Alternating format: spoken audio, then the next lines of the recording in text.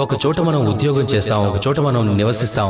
ఆ మార్గంలో మనం వస్తున్నప్పుడు వెళ్తున్నప్పుడు అక్కడ మనం తిరుగుతూ ఉన్నప్పుడు అక్కడ ఎంతో మంది ఇలాంటి వాళ్ళు ఉంటారు. వారిని చూడగానే ఏమనిపిస్తుంది అంటే నాకు వారి సావాసం నచ్చడం లేదు అని.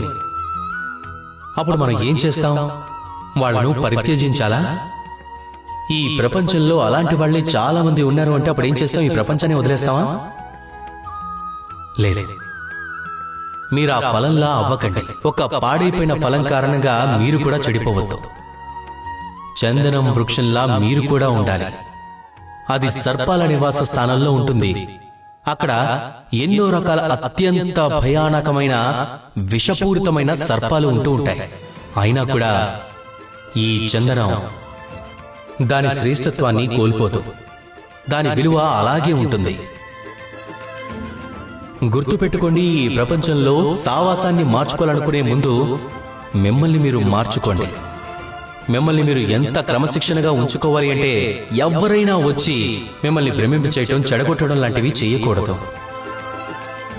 రండి, నాతో పాటు ప్రేమగా చెప్పండి, రాధా కృష్ణ.